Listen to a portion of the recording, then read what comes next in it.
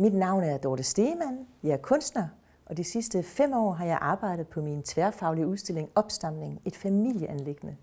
Jeg har faktisk altid arbejdet med forhold til relationer, men der hvor det så virkelig kippede over til, det jeg skal arbejde med, det med kunsten, det var min fars død, hvorefter der ligesom skete en undersøgelse af de her familiemedlemmer. Og det var især komplikationer og voldsomme sammenstød med min bror, der gjorde, at jeg havde brug for at dykke ned i, hvad sker der? Hvorfor er jeg i de her situationer? Hvorfor agerer han, som han gør? Hvorfor gør jeg? Hvor kommer det fra? Jamen for mig er det her med de opgravede rudenet og træerne en direkte relation til familiestamtræet og vores forbindelser, alle mennesker imellem. Og der er det, processen har simpelthen været, at de voldsomme følelser, jeg har stået i, har jeg simpelthen prøvet at analysere og finde ud af, hvorfor har jeg det her, hvor kommer det fra, og havde min mor noget, og havde min far noget, og hvad med min bror og sådan noget.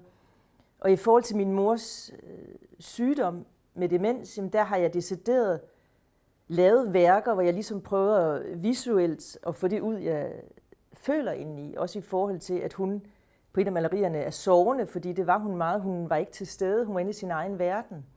Og hvad var det så, hun har tænkt og følt og gjort? Det kunne jeg jo kun lave forestillinger om, for jeg kunne jo ikke spørge hende af det. Hun var der ikke. Hun var i en anden dimension, så jeg havde ligesom det, jeg havde fra det liv, vi havde sammen, hvor hun var til stede her i livet, og man kunne tale med hende.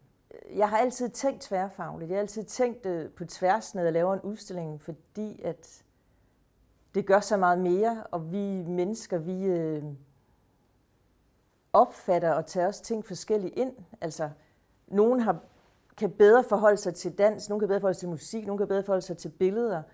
Så det med at kombinere det hele, det gav mig sådan en ekstra dimension og koble det hele sammen.